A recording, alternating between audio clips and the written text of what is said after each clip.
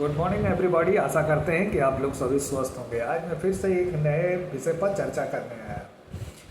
दोस्तों, ऐसा है कि डेली हमारी रोज़मर्रा की ज़िंदगी में कुछ ऐसी चीज़ें होती है खाने पीने में जिसमें कुछ अच्छी होती है, हेल्दी होती है, कुछ अनहेल्दी होती है और टॉक्सिक होती है, जहर वाली होती है, जो कि आगे चलकर हमारे शरीर को धीरे धीरे डैमेज करती है और हमें पता नहीं चलता कि किस कारण से ये बीमारी वगैरह हुई है। तो मैं कुछ 5 ऐसे फूड के बारे में जानकारी देने जा रहा हूँ जिसको अगर आप नहीं इस्तेमाल करेंगे या ढंग से इस्तेमाल करेंगे तो आप अपने शरीर को स्वस्थ रख पाएंगे, हेल्दी रख पाएंगे।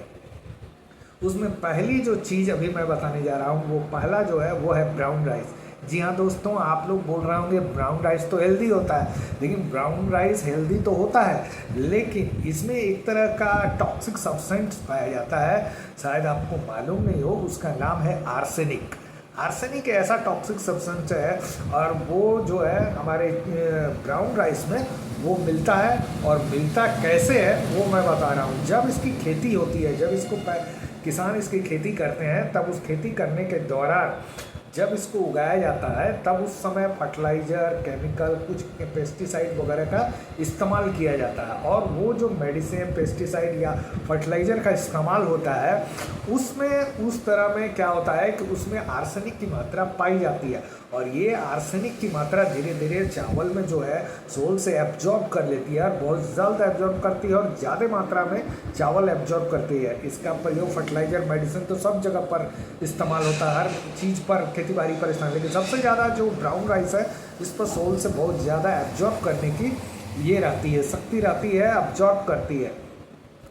और इस चावल को जब हम लोग खाते हैं तो धीरे धीरे हमारे बॉडी में जो है वो जाकर जमा होते रहता है। और फिर कुछ समय लॉन्ग टर्म के बाद क्या होता है कि उसमें उस बॉडी में दिखाई पड़ता है। और उस जब बॉडी में दिखाई पड़ता है तो वो बहुत ही देर हो चुकी होती है। और आर्सेनिक ऐसा होता है कि ये कार्सिनोमा की तरह होता है। ये एक तरह से कैंसर पैदा करने वाला ये टॉक्सिक होता है। और कैंसर जिससे कि तुरंत ज़्यादा दिन तक अगर इसको इस्तेमाल कर रहे हैं, खा रहे हैं, जमा होते होते ये कैंसर का रूप पकड़ लेता है।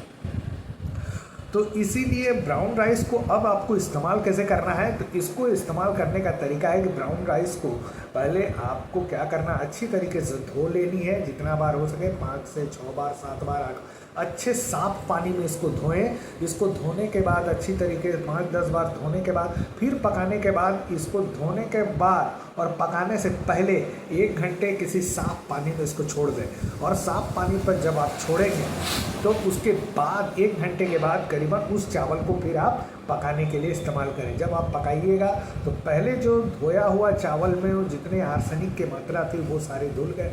जो बचे हुए 1 घंटे चावल में था उसमें बहुत अच्छा डिज़ोल्व होगा। और इसको अगर आप फिर पका देते हैं तो पकाने के दौरान बचा खुचा जो टॉक्सिक आर्सेनिक का मात्रा है वो जो है वो ख़त्म हो जाता है। तो इस तरह से अगर आप ब्राउन राइस को इस्तेमाल कीजिएगा तो आपको जो है आर्सेनिक की मात्रा आपकी बॉडी पर उतनी दिक्कत नहीं करेगी या बॉडी पर नहीं प्रहार करेगी।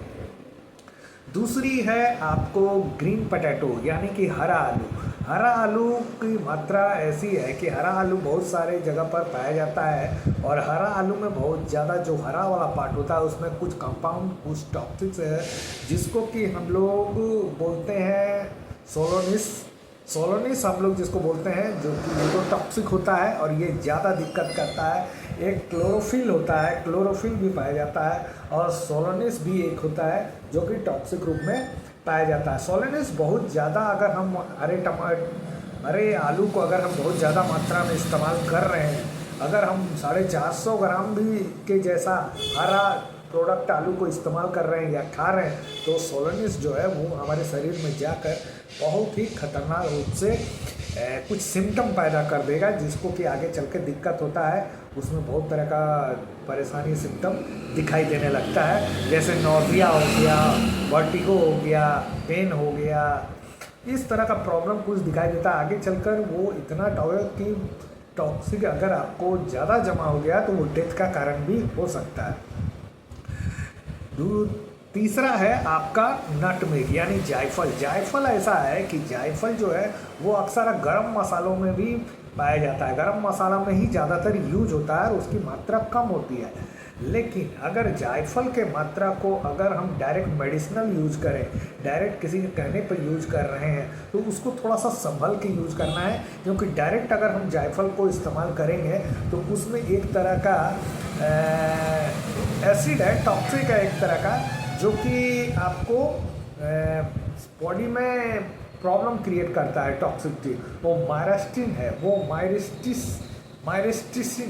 मायरेस्टिसिन बोलकर एक टॉक्सिन है जो कि पाया जाता है कंपाउंड, और वो बॉडी में जब जमा होता है तो वो बॉडी के जाके नर्वस सिस्टम को सीधा डैमेज करता है, और नर्वस सिस्टम को अगर डैमेज करेगा तो वो जाकर बदहवासी छाएगी, पाल्पिटेशन बढ़ जाएगा, शरीर में एनी टाइम गर्मी रहेगा, पसीना छूटता रहेगा, ये सब प्रॉब्लम होगा अगर आप जायफल खा रहे हैं। जायफल में मायरेस्टिन बोलकर एक टॉक्सिक है, जिसको ज़्यादा मात्रा पर अगर आप जायफल डायरेक्ट यूज कर रहे हैं किसी तरह से तो आपके लिए वो हार्मफुल है।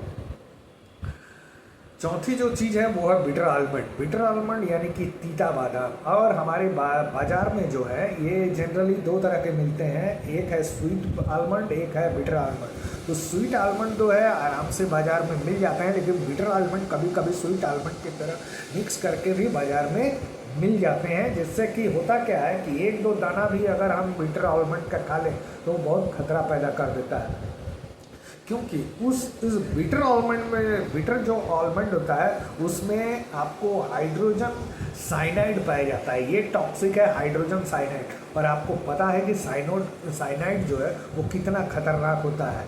उसकी थोड़ी सी मात्रा भी अगर हमारे शरीर में चले जाए तो वो डेथ का कारण हो सकता है। तो अगर हम मिले हुए स्वीट्स आलमंड के साथ अगर हम ग्रीन बिटर आलमंड भी खा रहे हैं तो आपको समझ लीजिए कि 6 से 10 बादाम भी आपने रेगुलर खाया है या कुछ दिन छोड़ छोड़ कर खाया है तो आप साइनाइड आपके शरीर में जाकर जमा हो रही है और बाद में जाकर आपका डेथ का कारण हो सकती है। और पांचवी जो अंतिम है वो है राजमा। अगर आप राजमा खा रहे हैं तो दोस्तों थोड़ा सा संभल कर खाइएगा, क्योंकि राजमा को अगर आपने सही तरीके से नहीं पकाया है, अच्छी तरीके से नहीं पकाया है, आधा पकाया हुआ अच्छी तरीके से धोए नहीं है, तो उसमें एक तरह का जो एसिड या टॉक्सिक पाया जाता है वो होता है लैक्टिन। लैक्टिन अगर आपके शरीर में पाया जा रहा है तो ये अलग अलग तरह का जो टॉक्सिन है वो अलग अलग तरीके से पैदा हो, बॉडी में अलग अलग तरीके से कुछ सिम्टम पैदा कर देगी। अब्डोमिनल पेन होगा, नौजिया होगी, भटाइकी होगी, कोमा होगा, इस तरह का प्रॉब्लम आपको शुरुआत होना शुरू हो जाएगा अगर आपने राजमा को अच्छी तरीके से नहीं धोया है, अच्छी तरीके से तेज आंच में नहीं पकाया है, तो आपको जाकर आगे चलकर ये दिक्कत देने वाली है।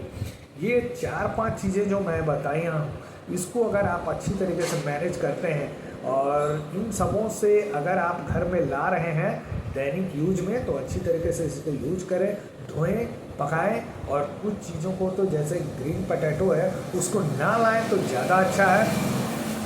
और आप जो आलमंड, मैंने बादाम की बात की, उस बादाम को भी लेते समय बाज़ार में हमेशा ध्यान रखें कि बिटर आलमंड आपके पास घर में ना आया हो। तो इस चीज़ को ध्यान में रखिए और अपने शरीर को स्वस्थ रखिए। आशा करते हैं कि आप लोगों को ये महत्वपूर्ण जानकारी काम आएगी। आगे हमारे इस वीडियो को लाइक करें, सब्सक्राइब करें, ताकि इस तरह के कुछ नॉलेजेबल वीडियो हम आपके सामने ला सकें।